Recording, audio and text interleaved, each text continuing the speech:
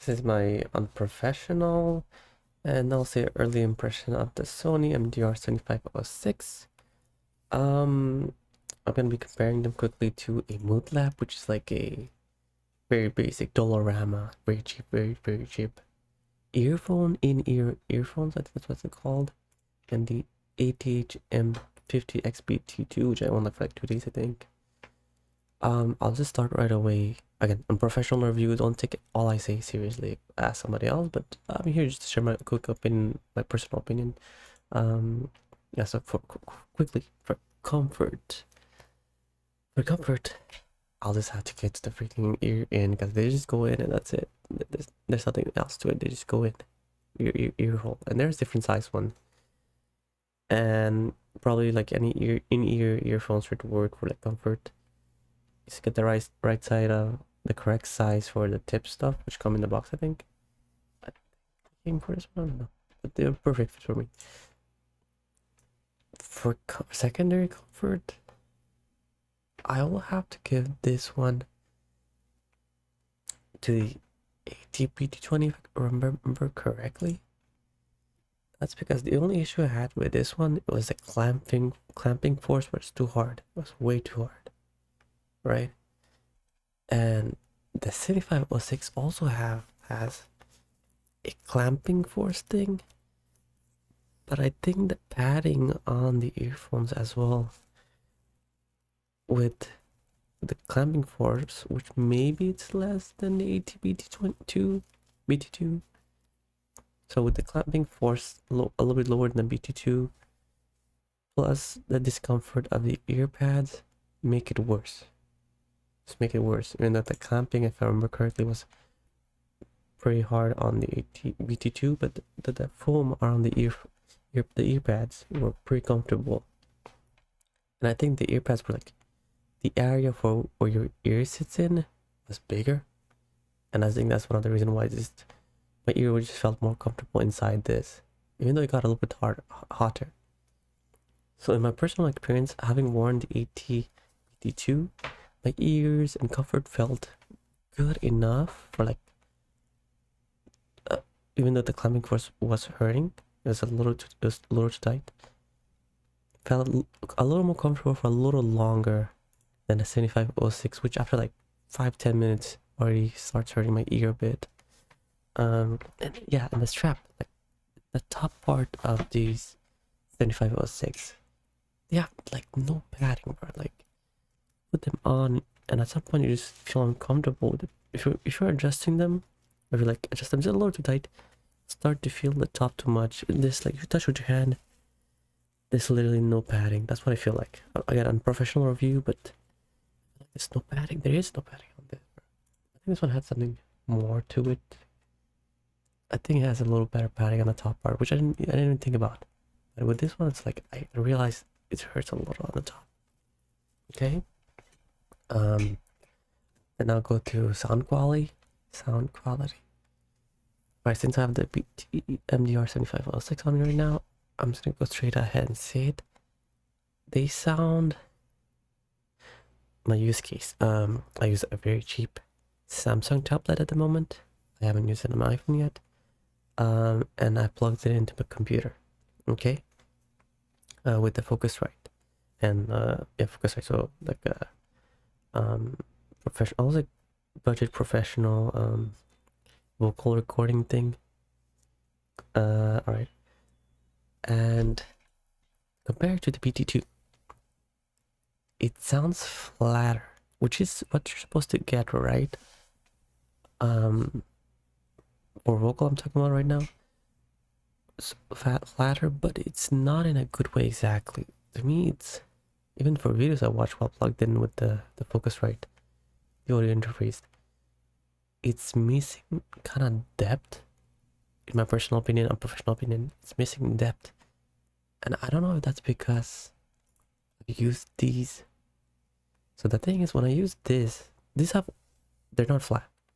They have coloring, like I think they have like different frequency. I think that's what causes the coloring, which is like, it doesn't sound exactly the same as what it's supposed to sound like.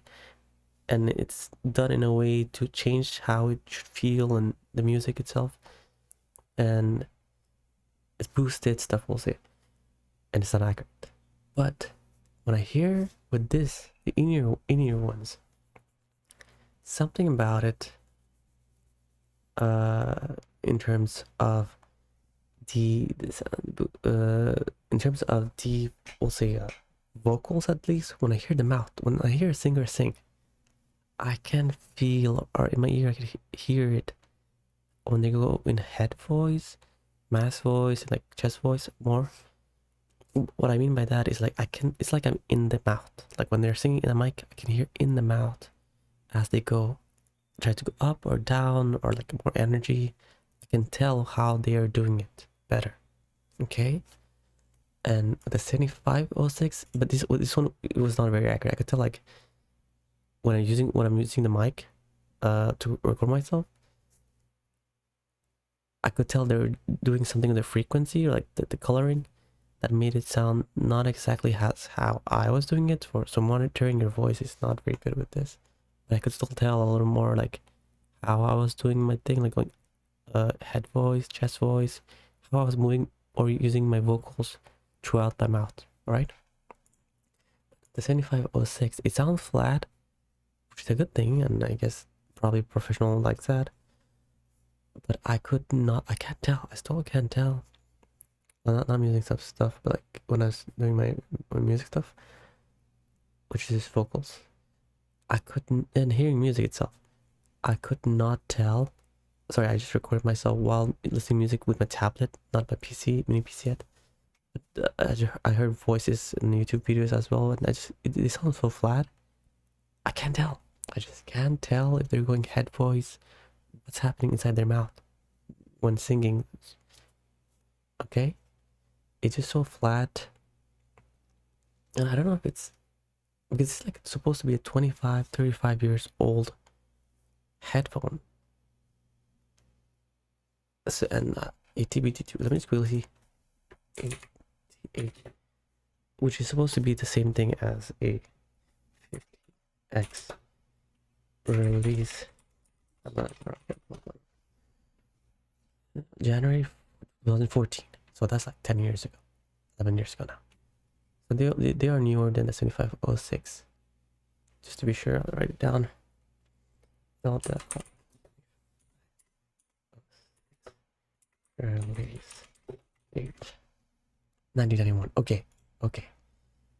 Maybe in a newer mic they did something that I like, that helps me, because with the BT2, the Mood Lab, I heard it better, I'll say, the inside of the mouth, because I think they're going straight into the ear. Maybe that's why. And with the BT2, I still heard it. I still could tell a little more like what's happening inside the mouth, to be able to tell how, okay, this is what they're doing here for the singing part, for the vocal part here. They're using this and that and this inside the mouth, while incorporating their body as well. But with the 7506, it is so I can't hear it very much at all. It's very hard. And of course, this is like $1 or $2 thing. I'll recommend this if you just want to listen to like music, or if you want to watch movies. I think it's pretty good, honestly. Mood Lab, Dolorama. It adds coloring to it, and there's a very little, not heavy bass to it, but it's a very little nice soft bass. I didn't really use it too much for music, but I used it a little for music, just to listen like that, and I enjoyed my music that I listened to with this. But for vocals, I did not recommend it, because it has so much coloring to it. Like it has preset adjusted frequency, I'll say, that makes it so that when you're monitoring your voice, it doesn't sound very accurate at all. BT2, when I did my vocal recording stuff, I could definitely tell what I was doing in my voice, and they were kind of what I was expecting. The range was there, compared to the Mood Lab. It's more accurate, obviously, and it had more range. I could tell it had more range, which is what made it nice. And yeah, what made it nice was also that this one, the 7506, has a harsher kind of a little bit piercing, very little high, which is like what I saw in reviews as well. And that's a little annoying at first, but then I got used to it. but I don't want to hear it, because when I'm monitoring myself, my vocals, I think it's recommended that you get the high so you can hear more when you're going high what your faults are. But I do like just to hear it how it is, so that when I'm recording, I know exactly what's being recorded. But probably this is better recommended for because of its sharpness that it has in the highs, so you can hear your vocal mistakes better. So I would recommend that for that part. But my biggest issue is again like the mouth part. I can't tell what is happening inside the mouth. As weird that sounds. To be able to tell what's happening when this person singing or when I'm singing. Am I utilizing the correct thing? And is it being recorded correctly? Which I think it might be, again, 1991. Maybe they updated something in the later headphones that made it easier to tell depth. I'm just gonna call it depth. Okay. So this very cheap one. This for music.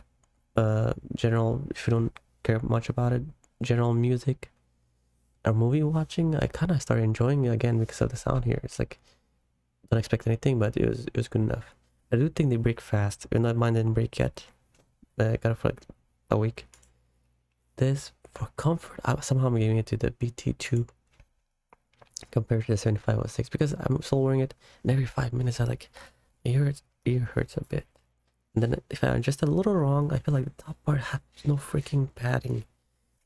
The sound has a lot of sharpness to it. It probably won't bother you as much as me. I guess it's called fatiguing, but for vocal it should be good. That's what they say. But again, my issue with this is I can't get the depth of the mouth, of the voice, of the vocals, of how it's being used in the mouth.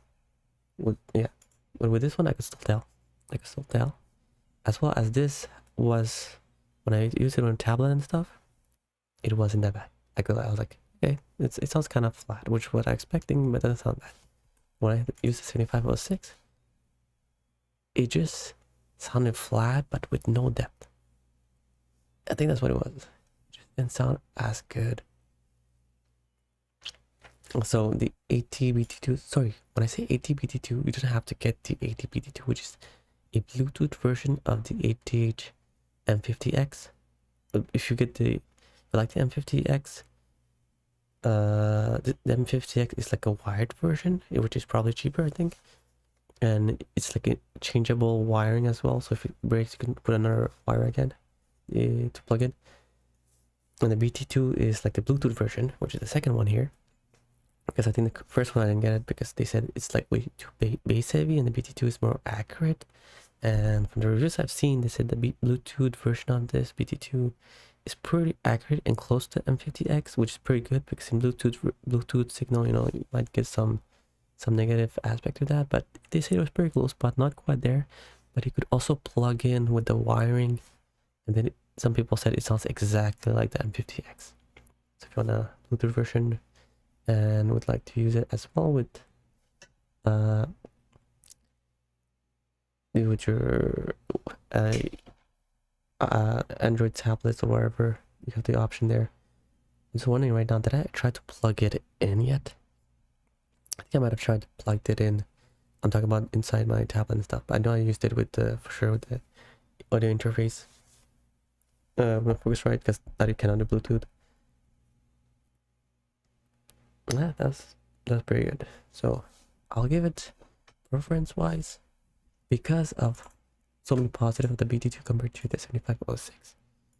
Give it to that, even though it's obviously like, it was, when I got it on sale, it was like $70 cheaper, $70 higher than the 7506. But just from the aspect of after 5 minutes of this, my ear already sounds like a little annoyed, and the clamping's a little forces there, which annoys it more. Somehow I'll give it to this, even though I couldn't keep it because it was tight. This one, but this is worse somehow. So it's just worse for comfort. Sound quality, yeah, for vocal there is this sharpness, but the depth thing's annoying me a lot. I cannot tell head voice and mask voice, like what's happening to the mouth, the vocal part, whatever. And here I could tell, which is what I need, I'd say. A little bit more. Now this one, I think it's maybe it's in ear. I think I might have been able to tell more. It's in ear. I have no idea. I have no idea if I'm right about that. I'm just saying. So this would be my last recommendation. And obviously, if you want like a professional headphones between these two, 7506 and the BT2, this is what I would recommend. You don't have to get the BT2. You can get the athm50x, which is the same thing as sorry, the BT2, which is the same thing as that, but just not Bluetooth version. But you might want to get the Bluetooth version if you want like wireless, which is like the same thing, same almost quality as the M50X, which is pretty well known for music student. That's what I read. And the battery life's pretty good. And you could also plug it in and get the same exact quality as M50X. That's what I heard. Okay. If you really don't care about any of that, if you don't care about vocal monitoring, you just want to use like a headphone, a earphone, in-ear earphone, and have like decent sound to enjoy content, just get this. I think it's fine. But they do break fast. Got it for $5. I'm gonna stop here. I don't know what's wrong with my voice.